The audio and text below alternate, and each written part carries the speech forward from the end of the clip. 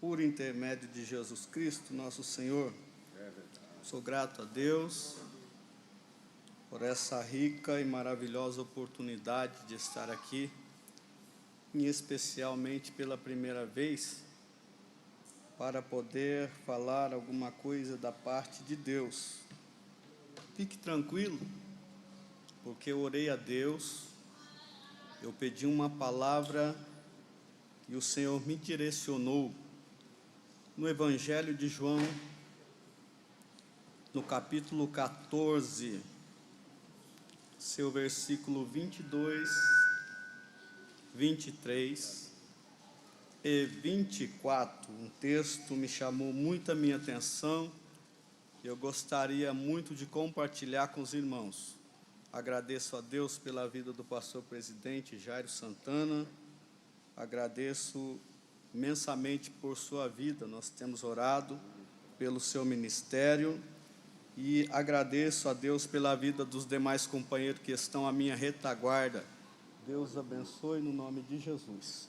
Não vou citar mais nome para não ser injusto, mas Deus é bom. Quantos acharam, diz amém. Amém. João 14, versículo de número 22. 14, 22, 23 e 24. Diz a palavra de Deus. Disse-lhe Judas, não Iscariotes: Senhor, de onde vem que te has de manifestar a nós e não ao mundo? Jesus respondeu e disse-lhe: se alguém me ama, guarda isso aí, irmãos,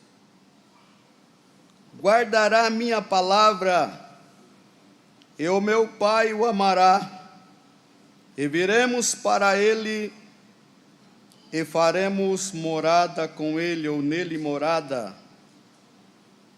Quem me não ama, não guarda as minhas palavras, e as palavras que ouviste não é minha, mas do Pai que me enviou. Amém? Amém. Quando nós abrimos a nossa Bíblia, o Evangelho de João, em particular, eu gosto muito de João.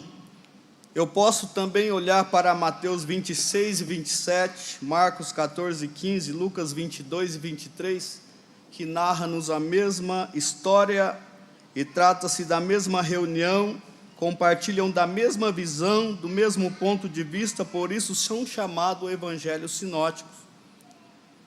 Mas eu escolhi João para falar alguma coisa que Deus colocou no meu coração nessa noite. Glória a Jesus. Depois de cear, o Senhor Jesus, no capítulo 13 do Evangelho de João, a Bíblia diz, não vou dizer que vai dizer, porque ela já disse, a Bíblia diz que Jesus, ele tira suas vestes e cinge de uma toalha, e a Bíblia diz que ele começa a lavar os pés dos discípulos, aleluia, e quando ele chega em Pedro pergunta para o Senhor, tu lavas os pés a mim? O Senhor nunca lavarás os meus pés.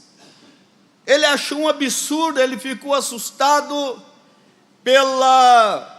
pelo que Jesus estava fazendo.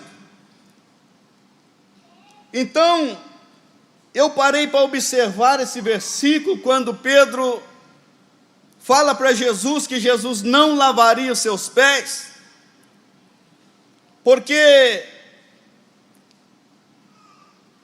Jesus começou a lavar primeiro os pés dos outros discípulos, observe o texto. E quando chega em Pedro, ele de uma certa forma, ele que refuta ao Senhor Jesus pelo que Jesus vai fazer. Eu queria fazer um paralelo aqui entre a nossa vida e a vida desse discípulo chamado Pedro, Porque nós somos assim, maioria das nossas vezes. Está acontecendo algo diferente, nós não estamos entendendo. E Jesus então começa a tentar nos explicar, mas a nossa mente está obscurecida para as coisas de Deus, e nós começamos meio que refutar o que o Senhor Jesus está fazendo na nossa vida. Não pode ser assim. Eu oro tanto, eu busco tanto a Deus. E por que está acontecendo isso, meio que refutando o que Jesus está fazendo na nossa vida? Mas quando nós ingressamos no Evangelho, na palavra de Deus, e aceitamos a Cristo como Salvador, nós não temos que fazer a nossa vontade e nem questionar a vontade daquele que nos alistou para a sua obra. Aleluia! O Senhor Jesus, Ele para e olha para Pedro e diz: rapaz, o que eu faço você não entende agora, mas no futuro você saberá.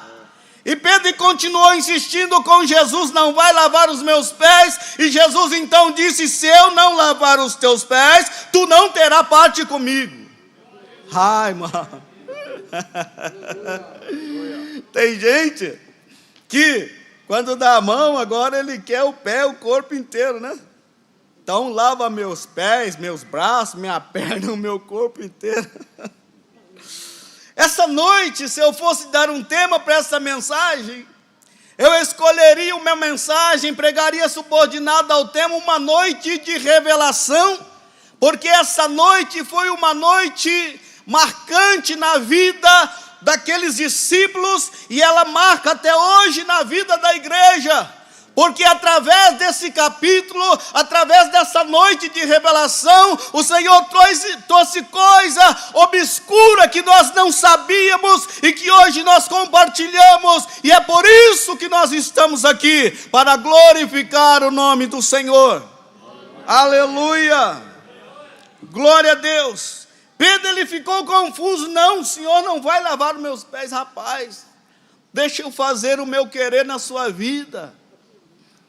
Rapaz, você está pensando que você manda em ti, em você já aceitou a minha palavra, agora eu sou o leme, eu sou a direção, eu sou o ponto forte que você precisa ser firmado.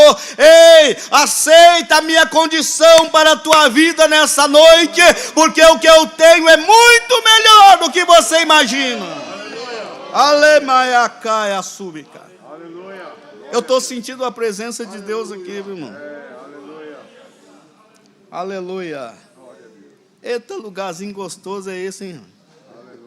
Eu acho que eu vou deixar o pastor Jefferson lá. Glória a Jesus. Irmão, Pedro, ele começa a fazer objeção. Ele começa a refutar. Ele começa então a colocar obstáculos naquilo que o Senhor Jesus queria fazer. Por que ele não refutou quando Jesus começou a lavar o primeiro pé? Por que ele esperou chegar nele primeiro? Tem gente que é assim. Ele quer ser diferente. Ele quer ser o bambambam da partida, o camisa 10. Mas quem manda na sua vida é o Senhor Jesus. Aleluia. Pronto e acabou. Isso é fato. É Jesus quem manda em você. É verdade. Aleluia.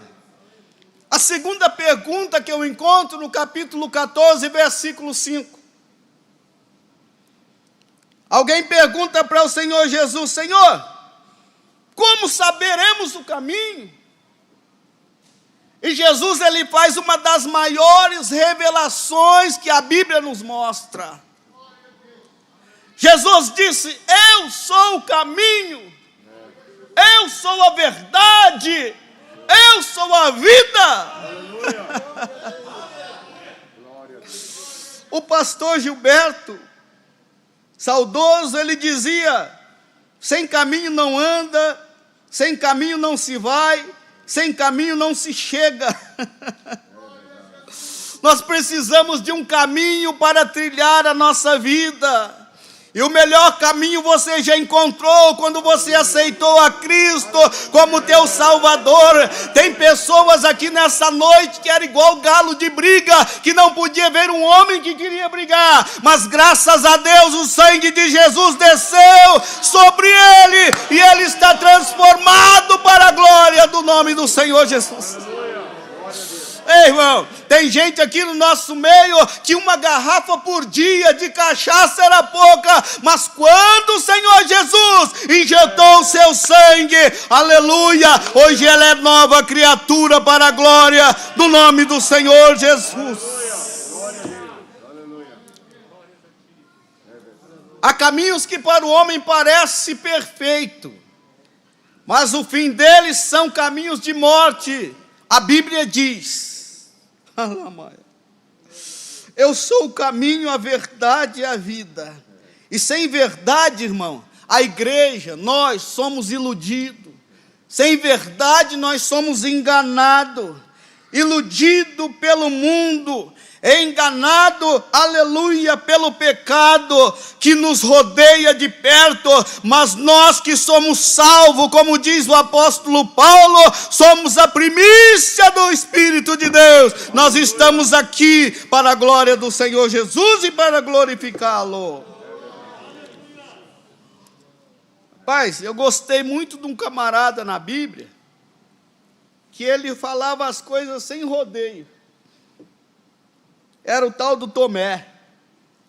Embora Tomé demorou a se converter, mas se você ver a história de Tomé, rapaz, lá em João capítulo 11, quando Jesus recebe a notícia que Lázaro estaria à beira da morte, Jesus havia saído há pouco tempo de lá corrido, porque eles queriam prender, eles queriam matar Jesus, e alguns discípulos tentando influenciar Jesus a não voltar para ver Lázaro.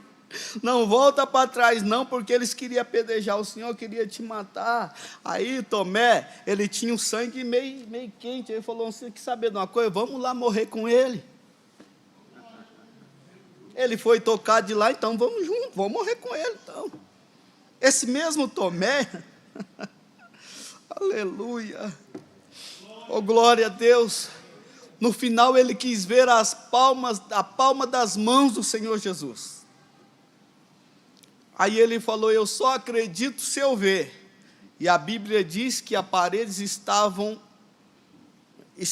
todos reunidos, tudo trancado. Jesus com seu corpo glorioso, ele atravessa a parede, de um lado para outro, entrou no meio dos discípulos e diz: Pai seja convosco. Oh, aleluia. Mas foi um choque, foi um susto, ele arregalou o olho. Aí ele começou a dizer agora e crer em Deus, em Jesus, e dizer: Senhor meu e Deus meu. E Jesus disse para ele: porque você... Aí mostrou as mãos furadas. E agora disse para ele: agora você crê porque você me viu? Em Ribeirão Preto, na sede do pastor Jairo Santana, tem centenas e milhares de pessoas que não me viram e crê mais do que você. Nós somos mais bem-aventurados do que ele, irmão. Porque nós cremos em Deus, nós cremos em Cristo sem vê-lo. Eles foram testemunha ocular, andaram com Jesus e dificilmente deu trabalho, só depois que Jesus morreu, que creu em Jesus. Aí, ele diz assim: mostra-nos o Pai, o que nos basta. Gente, só mostrar o Pai não basta. Porque se mostrar o Pai e não trilhar o caminho, não adianta nada. Para ele bastava só mostrar o Pai. Então, se mostrasse o Pai, ele ia sentar numa cadeira e ficar acomodado. Agora eu acredito porque mostrou o Pai e a trilha do caminho, e aleluia, os espinhos que ele tinha que pisar no caminho. Não vai pisar, não vai sofrer as consequências por amor de Cristo. Você foi chamado para trilhar o caminho do Senhor. Mostrar o Pai para você não basta nada. O que basta é você entender que Deus quer salvar a tua vida e você precisa trilhar esse caminho. Aleluia. Felipe queria ver o Pai sem trilhar o caminho. Pode uma coisa dessa? O que é o caminho? O caminho aqui é a cruz, irmãos. A cruz é o acesso ao pecador arrependido pela expiação ao sacrifício de Cristo. Gálatas 4, 4 e 5. E vindo à plenitude dos tempos. Colossenses 1:19, Colossenses 2:14, rasgando a cédula que era contra nós nas suas ordenanças. Ele pegou essa cédula, aleluia, e cravou na cruz por mim e por você. É por isso que nós temos que trilhar esse caminho.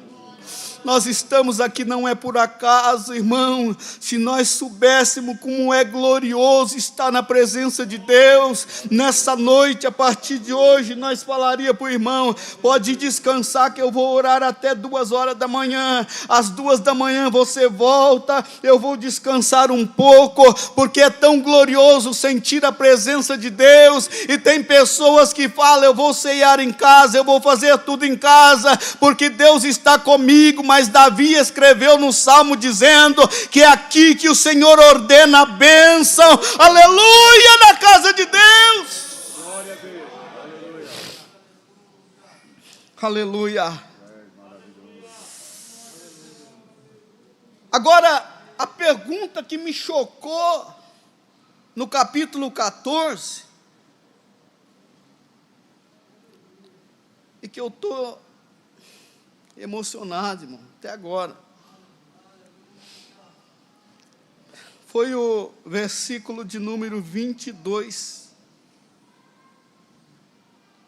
Judas, e o escritor logo ele vai dizer que não era o Iscariote, porque o Iscariote ele não tinha capacidade de fazer uma pergunta dessa para Jesus. Aí eu prestei bem atenção, disse-lhe Judas, não Iscariote: Senhor, de onde vem que te has de manifestar a nós e não ao mundo? Você já parou para pensar esse versículo? Você já parou para estudar esse versículo? De onde vem que tu has de manifestar a nós e não ao mundo? A primeira coisa que Judas entendeu, a primeira coisa, existe 3 aspectos nessa pergunta, e o primeiro aspecto é: ele tratou Jesus de Senhor, indicando a relação de um ou outro como mestre e discípulo. Tem tantas pessoas, não sei se tem alguém aqui no nosso meio que é compositor de hino evangélico, mas tem pessoas para o hino da rima. Ele chama Jesus de você, perdeu o respeito pela pessoa de Jesus. Jesus tem que ser tratado como o Senhor da nossa alma. Senhor, de onde vem que tu has de manifestar a nós e não o mundo? Aí começa a fazer aquelas canções, ele vê que até ali ele foi, mas não deu rima, então vou chamar Jesus de você, que aqui vai dar uma rima legal. Não, você perdeu, foi o respeito. Jesus tem que tratar como ele é, tem que ser tratado. Ele é Senhor da nossa vida. Aleluia. Ele morreu na cruz do Calvário, para que eu e você estivesse aqui hoje, aleluia, salvos são, com uma família intacta pelo poder de Satanás. O segundo aspecto da pergunta: de onde vem que tu has de manifestar a nós e não ao mundo? De onde vem? Por outro lado, a ciência natural, elas são desenvolvidas através de estudo intensivo, irmão. Para mim ser um bom advogado, um bom médico, eu tenho que meter a cara nos livros. Eu conheço relato de pessoa que ficava sem dormir por causa que estava preocupado com uma prova na faculdade que ele tinha que passar, porque se ele reprovasse esse ano, o dinheiro que ele tinha não daria para ele continuar o seu estudo. Então eles metiam a cara nos livros. Mas agora eu encontrei uma coisa interessante: portanto, conhecer a Deus exige, aleluia, necessariamente só de uma revelação.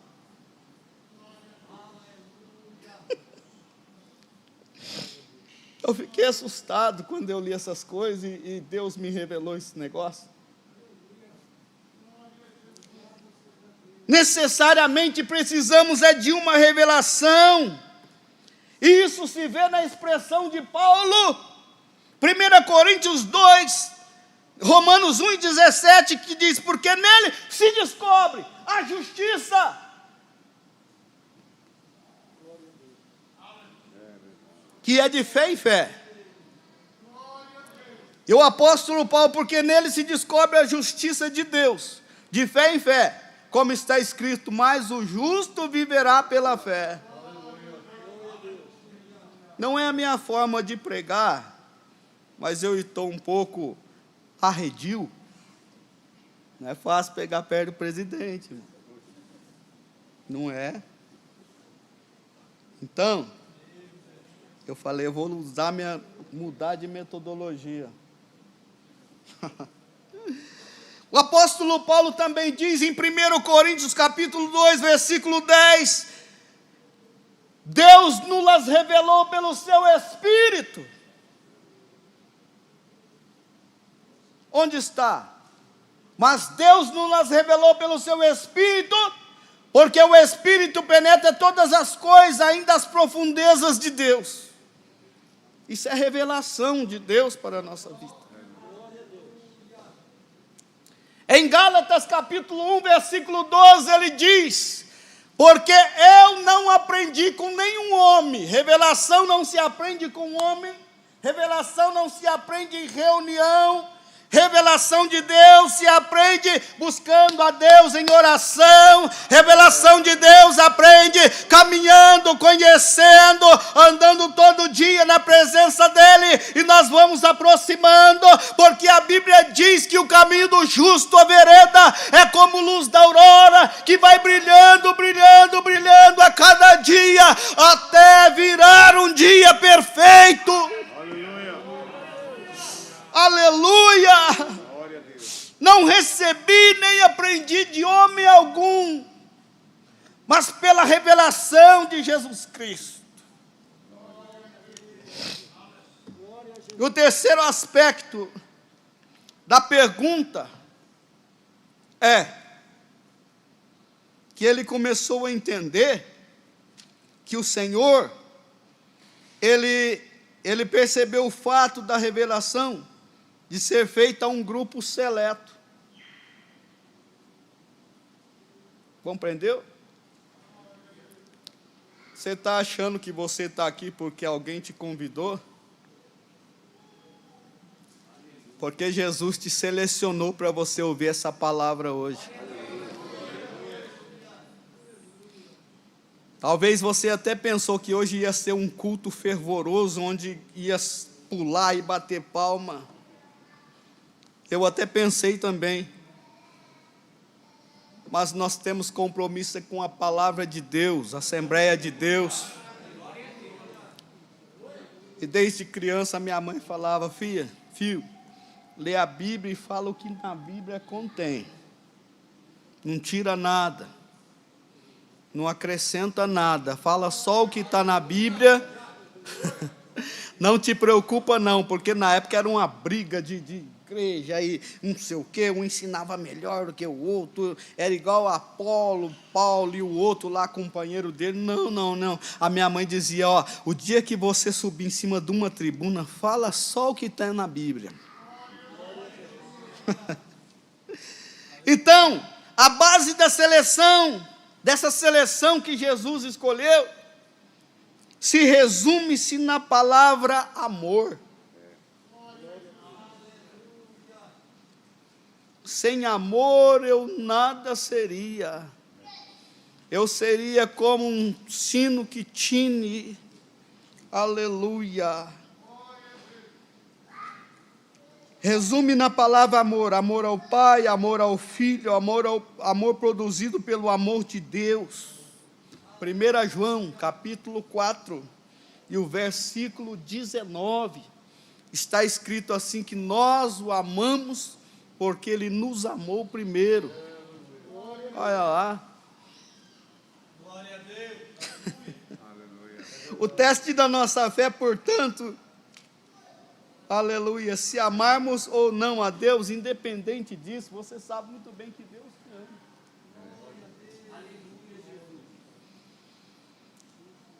Não sei o que está acontecendo, eu acho que eu vou dar uma voltinha, porque eu estou saturado. Se você tiver a oportunidade de ir, você vai, Jesus não vai te segurar, porque você tem livre-arbítrio. Mas se você voltar, o Senhor está de braços abertos para receber. Oh, aleluia, aleluia, aleluia. Interessante que se a resposta de Jesus a Judas, no versículo 23, olha só a resposta de Jesus para Judas, 14, 23 de João. Jesus respondeu e disse, se alguém,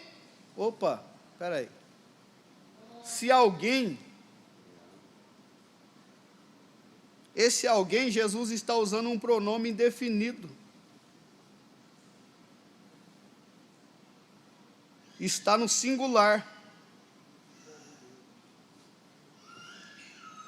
Jesus, em outras palavras, Jesus está mostrando para nós que Jesus salva o indivíduo por quem ele morreu.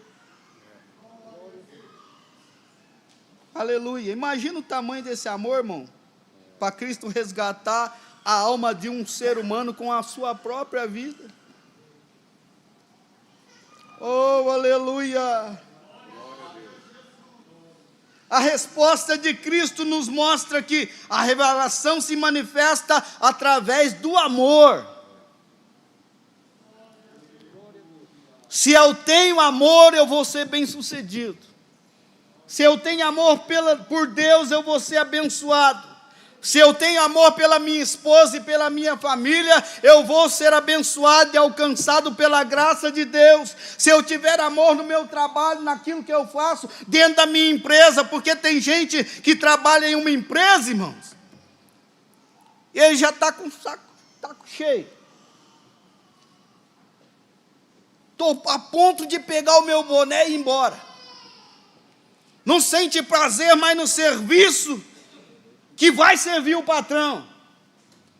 Mas Jesus está falando, se eu tiver amor em tudo, em todos os segmentos da minha vida, eu vou ser bem-aventurado, e a mão de Deus vai estar sobre a minha vida, e o Espírito Santo vai começar a trabalhar e atuar, enquanto eu tiver amor no meu coração, para fazer aquilo que Ele ordenar. Deus vai me alcançar com sua graça, com a tua bênção. Não é necessário eu correr atrás de milagre, porque o milagre vai me alcançar. Deus tem poder para isso. Aleluia. Quantos acreditam nessa palavra? Oh, glorificado é o nome do Senhor. Eu Teria mais uns 2 tópicos aqui, mas eu vou parar. Eu sei que Deus irá acrescentar ainda mais ao coração do seu povo. Aleluia. Até o final dessa reunião, ainda Deus tem muito ainda a acrescentar sobre a sua vida. Acredita, se a situação e a dificuldade está batendo na tua porta, em primeiro lugar, entenda o trabalhar de Deus, não questione. Ore, busque a Deus e acredita que, aleluia, Salmos 30, verso 5, o choro pode durar uma noite inteira, mas a alegria ao amanhecer, ela chega na sua vida. Deus está abrindo porta nessa noite para a pessoa que precisa de emprego. Eu profetizo no nome de Jesus que Deus vai abrir uma porta para a tua vida, porque você tem pedido e diz o Senhor, eu tenho contemplado as tuas lágrimas, por isso eu abrirei uma porta. Entra por esta porta e seja abençoado em nome de Jesus. Amém.